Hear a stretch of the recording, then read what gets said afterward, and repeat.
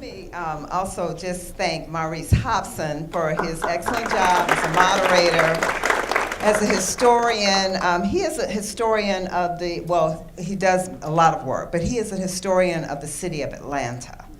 And he has just completed work on the documentary of our first African-American mayor of the city, Maynard Jackson.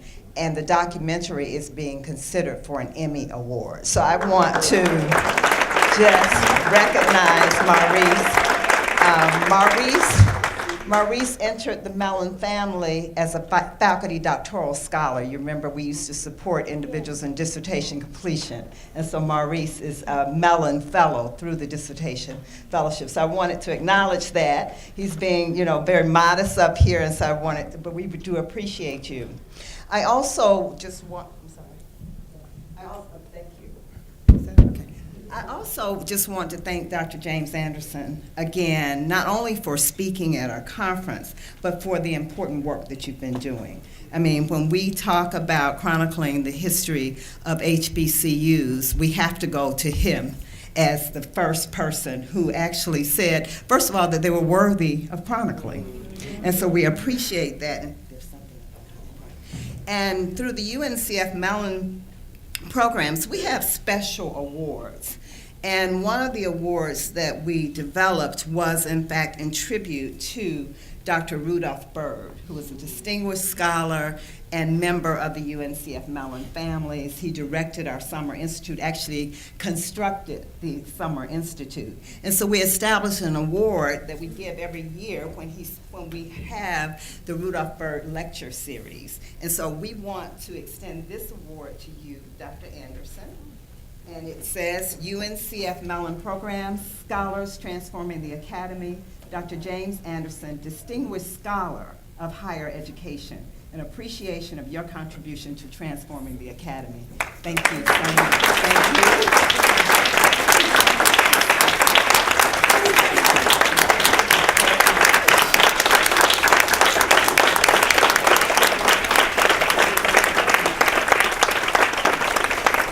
Thank your mentees, Maurice and Vincent, for saying, you need to have Dr. Anderson at your conference. I said, do you know him? They said, yeah, we can call him. So thank you both. Thank you both for bringing us into the network. You didn't know much about the UNCF Mellon programs, but everyone knows once you enter our space, you become a member of the family. Yes. All right, so thank you very much. Thank you.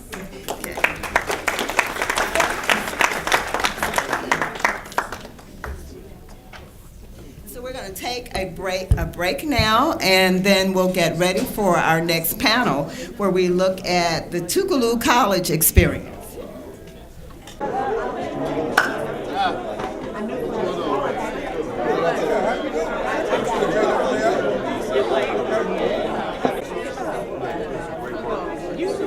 So what are they doing?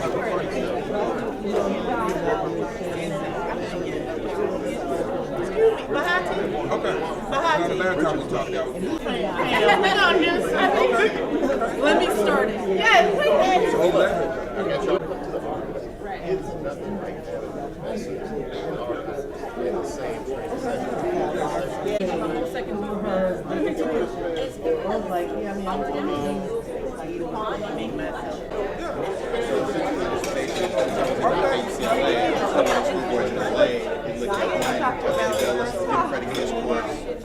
One of my likeness.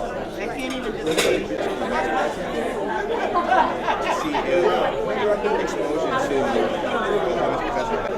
but I just wanted to ask her.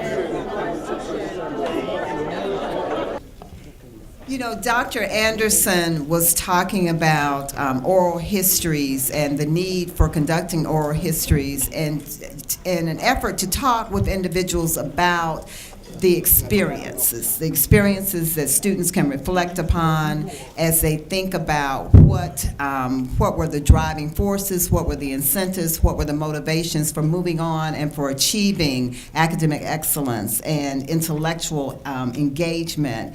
And he talked about the fact that even in the trial transcripts of some of the cases that he mentioned, students who attended HBCUs could reflect upon the impact of individual faculty members. And as we said, faculty we're the fiber of the institutions. And so certainly as we get ready for this next panel presentation, we really want to talk about that experience. What does it mean to exist within a space where you have what we call kind of an engine running in that space, small or large, but there are key individuals who make certain that students are in fact engaged, that they're being challenged, and that they're being pushed forward.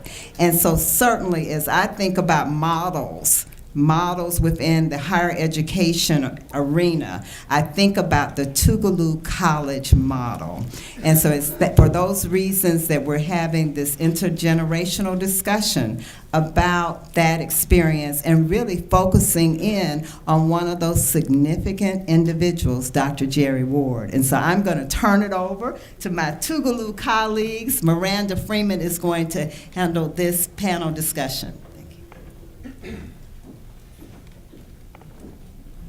Good morning. I doubt I need this, so say my students, but I'm going to work with this mic this morning. This is indeed a pleasure for me to serve as the moderator for this particular conversation. I am a proud Tougalooan. And as we affectionately refer to ourselves then and continued throughout his tenure, I'm a Jerry's kid. So this is indeed a pleasure. Before I begin, I would like, per the request of Dr. Ward, and we never said no, to invite Dr. Stefan Wheelock to the stage. He wants you over here, Stefan. You see, he just got up. There's never questions. Get up. And you don't ask questions. Just get up. Do as you're told. Thank you, Stefan. See, I am not going to go into their very extensive biographies, but I do want to briefly introduce the panel participants this morning, and I will start with Dr. Candace Love Jackson, who was being arbitrary, as my colleague, friend, and sorority sister. She decided she would just not, you know me, Miranda, just talk about me. But Candace is a 1997 graduate of Tougaloo, and she received her PhD from the University of North Carolina at Chapel Hill. She's had a distinguished career as an educator at Tougaloo and at Southern Illinois University, Edwardsville. She took her talents, her very forward-thinking, what was taught to her at Tougaloo, into the administrative realm, serving as the assistant provost at Tougaloo College and later provost at Kentucky State. Now, this is a little weird for me because these two other gentlemen to my left were my students.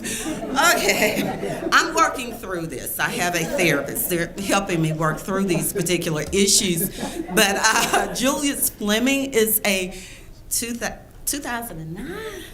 Okay, 2009 graduate of Tougaloo College, and he's currently the assistant professor of English at the University of Maryland, specializing in African diasporic literatures and cultures, and has particular interest in performance studies, visual culture, sound studies, philosophy, medicine, and Southern studies. So, was back. I'm back. And there's Jarvis McGinnis, who's a 2009 Tougaloo graduate. He's currently an assistant professor of English at Duke University and is an interdisciplinary scholar of African American and African diaspora literature and culture. And his teaching interest, research interest, includes the global South, primarily the U.S. South and the Caribbean. And I will let Stefan, since he was, summoned up here, briefly introduce himself for you. I am Associate Professor of English at George Mason University, and my work, at least until now, has been in Black Atlantic Studies on race and slavery, religion. And I'm a bit embarrassed because I'm sitting here thinking to myself, man, Tougaloo has, what do we say about it? Strong connections, the way that it's forged, these links, Miranda and I were classmates together in Dr. Ward's classroom. This is where we first met as freshmen.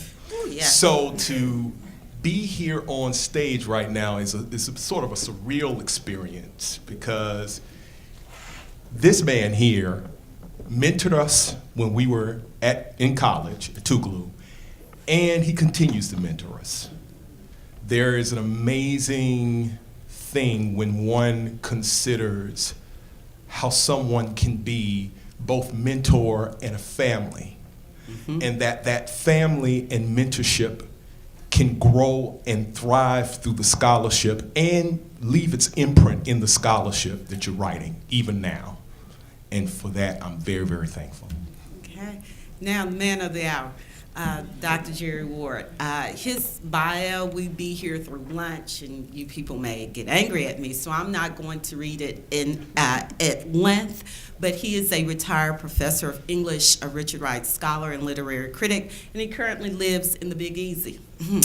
That's real tough. When am I going to get my invite? Soon, I know. He has taught 32 years at Tougaloo College and 10 years at Dillard University. He has a list of distinguished awards, but I want to focus on the awards that deal primarily with his work as a scholar and as a teacher. A lot of people shy away from that word, teacher, but Dr. Ward was my teacher. And that is what I tried to give in the classroom. But he has received 2 UNCF Distinguished Scholar Awards, Humanities Teacher of the Year Award, and he's a founding member of the Richard Wright Circle.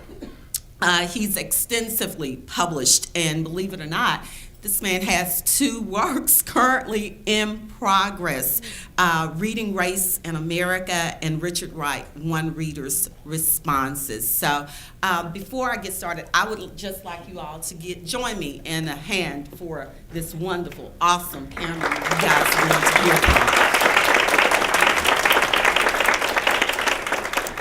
I'm going to begin my questions here, and then I'm going to move over there and continue questioning, but from my seat. But I want to begin with the quote I found from Maya Angelou. She stated, "In order to be a mentor and an effective one must care. You must care. You don't have to know how many square miles are in Idaho, and you don't have to know what is the chemical makeup of chemistry or of blood or of water. Know what you know, care about the person, care about what you know, and care about the person you're sharing with." To me, this quote is at the center of this morning's presentation, this intergenerational conversation, the Tougaloo experience. So I'm very honored to be here. But Angelou suggests that to be an effective mentor, one must care about the person and care about what he or she knows. It is here that I wish to begin my questioning. So I'm going to start with Dr. Jackson and then, branch out. So Dr. Jackson and to Stefan, I'll begin with you guys. In Dr. Ward's mentoring of you, how did you know that he cared about your successes, about your failures? And if Julius and Jarvis, if you could respond to, since Dr. Jackson was your primary mentor, how did you know she cared? Whether you succeeded or failed. So I will start there. Right.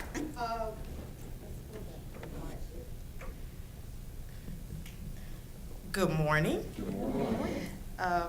Before I begin, everyone has to do this. We need to thank Dr. Spence, the Dr. Spence,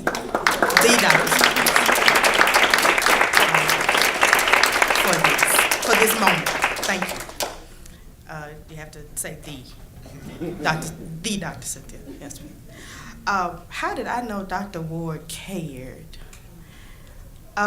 It was probably before I met him, because the legacy for me as a legacy of Tougaloo, to hear, you will go to Tougaloo and you will study under Dr. Ward.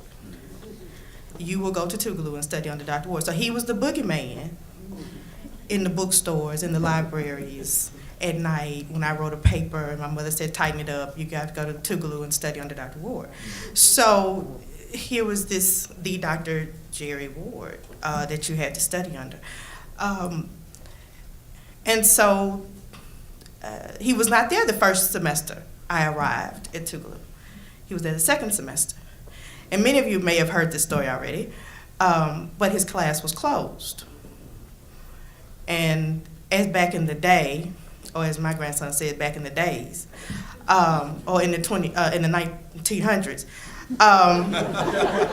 where you had to stand and drop an ad, I found myself behind a young man who had been in my class this previous semester in honors English, and said, well, you know, I heard Dr. Ward is pretty hard.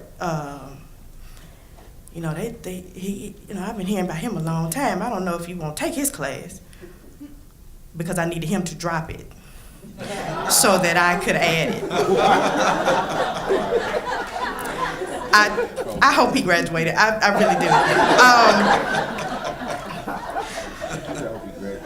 But we had to do this project, this research paper, and Dr. Ward taught us about peer editing and peer mentoring in that space, even as we were learning how to write this English paper. One thing I knew about Dr. Ward in terms of his caring of all of us, and me in particular, was that he didn't pull any punches. And you knew he cared because he didn't pull any punches. And whether it was directed at you or around you or near you, you knew that you had to just take that lump. You had to take it for the team. And we laughed about this the other day. My sophomore year, I wanted Dr. Ward to read a paper for me for another class. And I got it back and I went, okay. And I read the comment. Your thesis dances like light on water. Nothing is focused.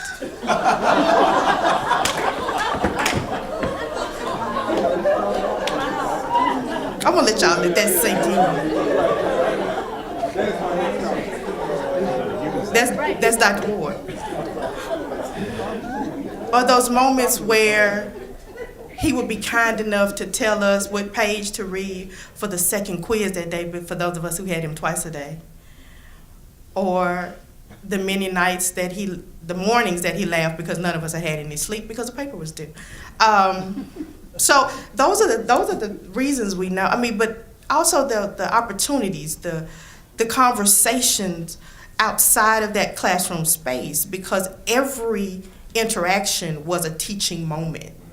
And that is, and I think that's what I've tried to do, that every interaction with Dr. Ward from that moment to now is a teaching moment. It is a conversation. You can laugh and talk, but eventually we will get to the core of an issue at hand.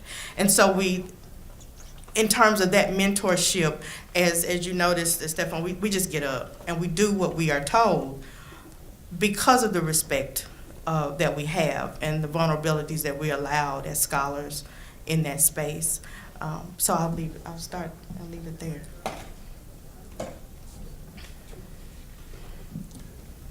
I was sitting here listening to Dr. Love Jackson talk about Dr. Ward, and it really, I felt myself starting to tear up because I thought to myself, that's exactly how I understand him and remember him and think and regard him now. Mm-hmm. So I'll try my best to remain within the 5 minutes of time I have, and I won't give you all a sermon today. Sometimes I do that. But I was thinking about what I actually talk to my students about now. And Dr. Ward comes up quite a bit in my classrooms. He doesn't know this, but I discuss him all the time. And one of the things that I always say, my students, they fuss and fight with me. When they get a D or C, they come to me and, well, Professor Wheelock, I did this, and this, and you didn't see what I was trying to say. And you know the deal, right? They're talking to you and they're trying to convince you of the excellence of their work when all you really see is potential, right? And what you want, you believe that the potential can become excellence, but it's not there yet. And one of the stories that I tell my students all the time, I said, I had this professor, Jerry Washington Ward, and he would give you C's like it was nothing. And you come in I come into his office, and I'd be, oh, Doc, I don't understand what you just did. Why did you do it? And he'd give me his voice. I'd love to do the Professor Ward voice, but I won't embarrass him today. There's a Professor Ward voice, and it's an authoritative, very elegant voice. And in that voice, he would tell me, oftentimes he'd say, Stefan, you need to pluck the weeds out of your garden. That was those, and he knows that that's the truth. That's life advice. That's life advice. Writing. So I sit here,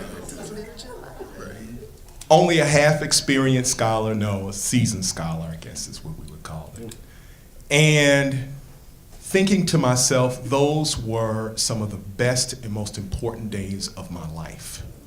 Here's a man who introduced me to books that I had never heard of before. I never knew who Bakhtin was before him. Dialogic Imagination, Karl Marx, Terry Eagleton. These names meant nothing to me at 19 years old, but he made them something.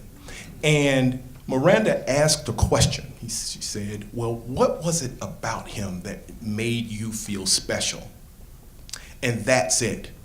The fact that he would take time with you and sit down and engage you and say to you, you can do this. I'm going to be tough on you. I expect much from you, but I believe that you can do this.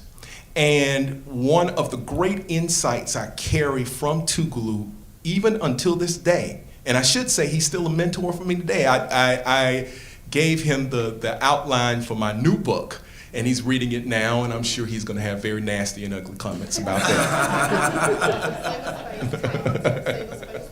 Right. And it's going to be poetic and ugly.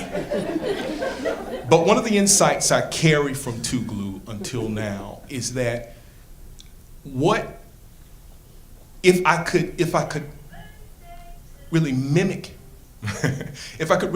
his words, I think the thing that he tried to teach me was, Stefan, brace for the academy, but learn from it.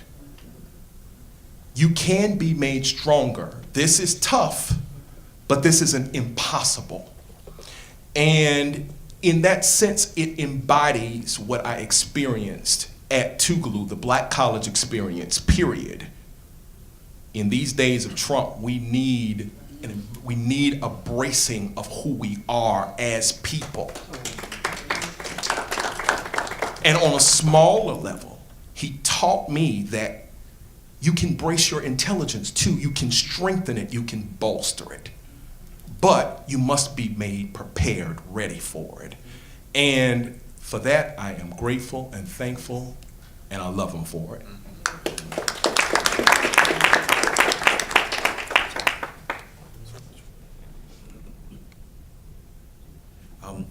Good morning, everyone, and thanks again, Dr. Spence, as well, following the lead of Dr. Jackson. It's so moving to hear Dr. Jackson and Stefan reflect on Dr. Ward's mentorship, in part because those are some of the very same things that I would say about Dr. Jackson's mentorship at Tougaloo. I think the chief followed Dr. Ward's example as well. And I think I was thinking about the moment that I knew that she cared, and perhaps I always knew that she cared, or I would say that as a freshman, I was wondering, what is she trying to do to me? She's challenging all of my values, everything that I hold dear, and I'm not sure, like, what project is she engaged in, right? You know, is she trying to brainwash me? And so at the end, I remember, and now cringe, at the hubris of my freshman self, of my undergraduate self, I would sit in our first semester freshman seminars, and we would, you know, be tackling, you know, I don't know, Karl Marx's The Communist Manifesto, or, you know, Letter from Birmingham Jail, and a number of things, and I would, you know, very strongly disagree, as if I knew anything. I knew nothing. But Dr. Jackson would remain after class when we would talk for 15 or 20 minutes after class, and I would still trying to make my point, right, and prove to her why. I mean, it was something as mundane as, like, I would argue about words. She would say something like, right, she would say something like that, something is problematic, and I was like, you know what, you just made that up. Like, that doesn't even, right? But what was so important about that for me? Right, yes, that was me. But what was so important about that for me is that she never devalued that, right? She always acknowledged me and was willing to engage with me, right? She never said, you know, I have a PhD. Well, I have a PhD in English. You know, I don't have to engage with you. She took me seriously, right? So that's one way that I knew that she cared very, very early on. And another example that I would give too is that she continued to. What I appreciated about her is that she didn't treat us. There was not a one-size-fits-all mode of mentorship. She met us where we were and with who we are, and so I appreciated that as well. I appreciated that she recognized that I might need something different than what Julius needed or what her other students need, and we're only two of a whole. You know, multiple years of students who benefited from Dr. Jackson's mentorship.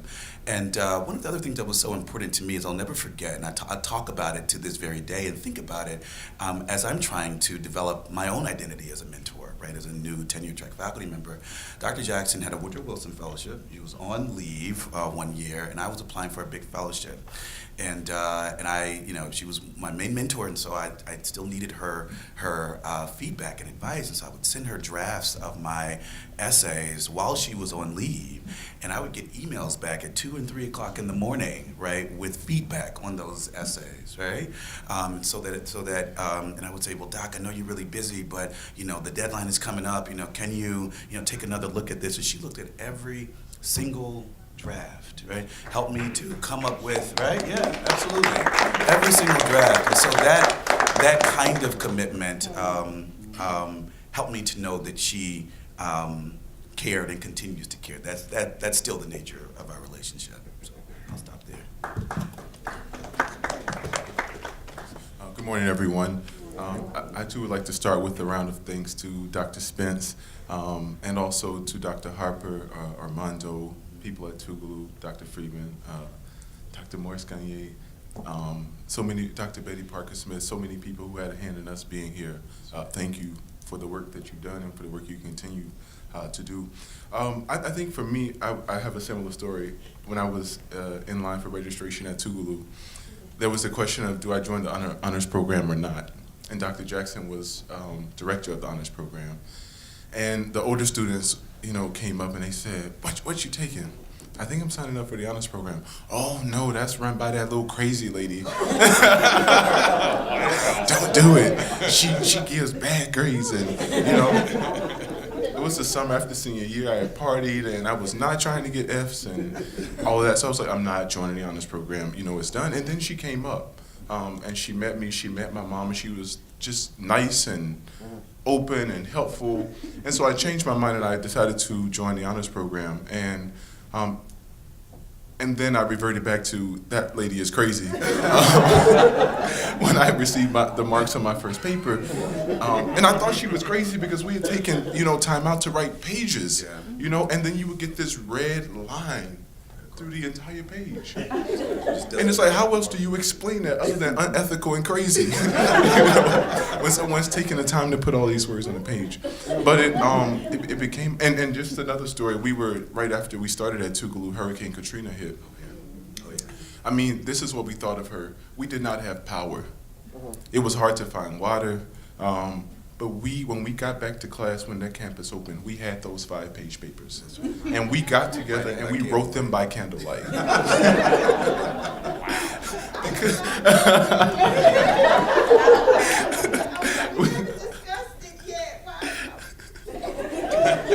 I don't know. It was the fear and respect. The fear and respect. Yeah.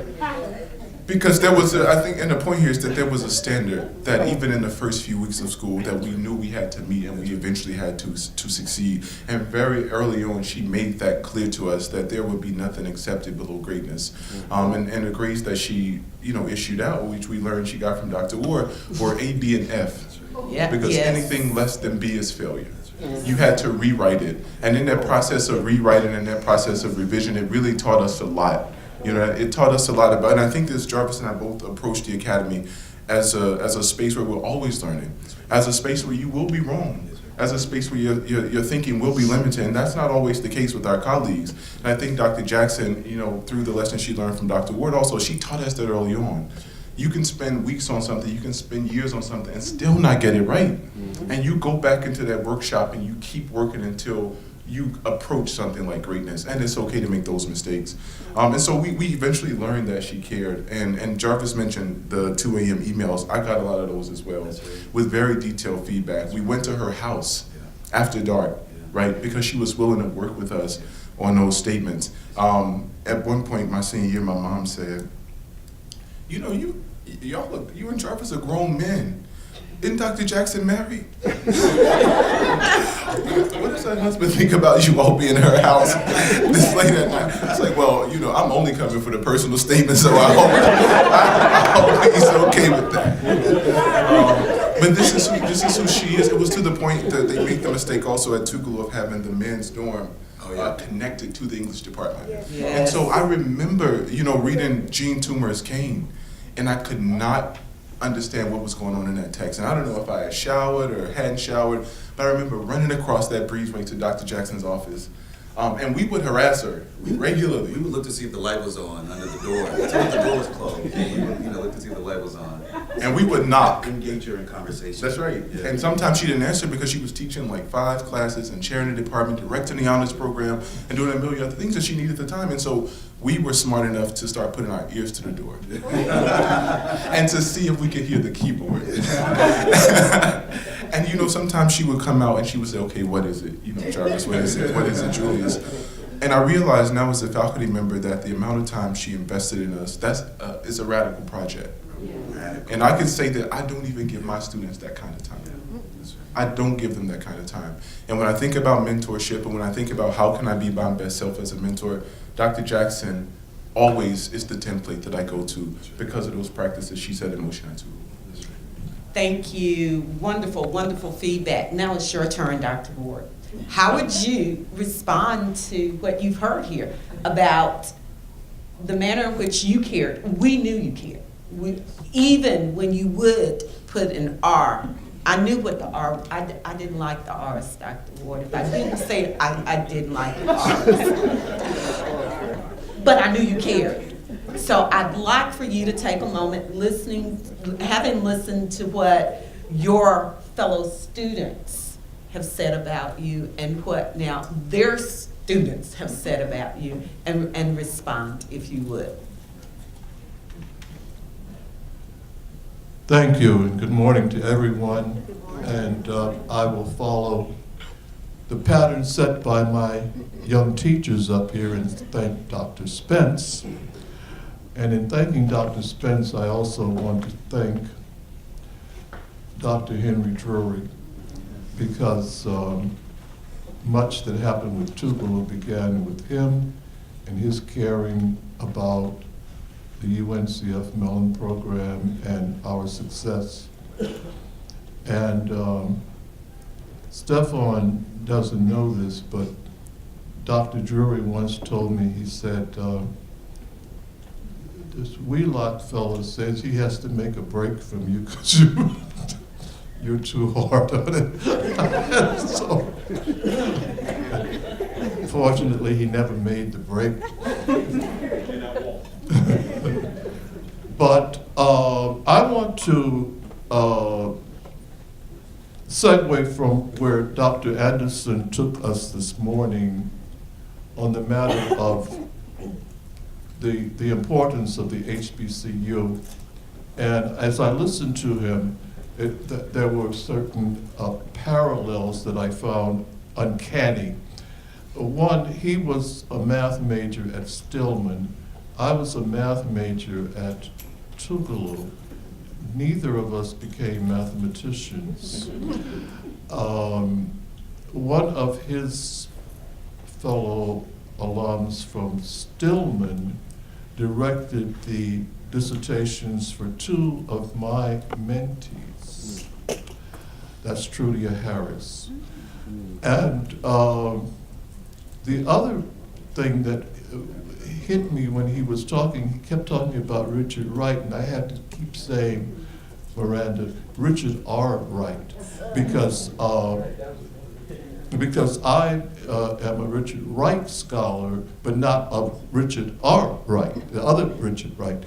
And it was kind of like, yeah, okay, so he's talking about Richard Wright, but the Richard Wright who influenced me, the Richard Wright with whom I feel the greatest affinity is the one born in 1908 in Mississippi. So I'm going to go back to our topic about the topic which is constructing sites for academic and intellectual excellence through mentoring. And I must confess, and Miranda says you always start out of the box. Yes, I do. That I'm not sure by the wording constructing sites because of the way that has been used in theoretical discourses. I think the metaphor is theoretical, and I think it's a bit misleading. What I do like is the wording against the arts as a description of action that is more felicitous for me. Because this is a concrete naming of what students and faculty members and administrators have been doing at Tougaloo College since 1869.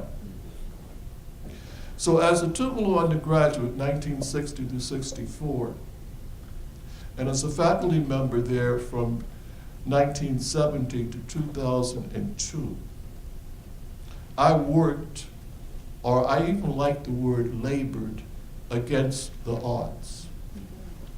There was no question about that. Doing so really demanded many, many sacrifices. And I had to have unselfish dedication, not only to the students who were identified as my UNCF Mellon mentees, but to all students. And of course, I made my own errors, and there were what I call fortunate accidents regarding my professional life. One of the things when people ask me about this matter of success, especially if you teach at an HBCU and you are a mentor, the only way you can succeed is to never know that you have achieved anything. That is the great secret, which is not a secret at all. If you stop and talk about, oh, I got this award and I got that award, you know what? I take the awards and throw them up in the attic because they don't mean anything. Now I'm going to get emotional. What means something to me are these young people sitting here. All right.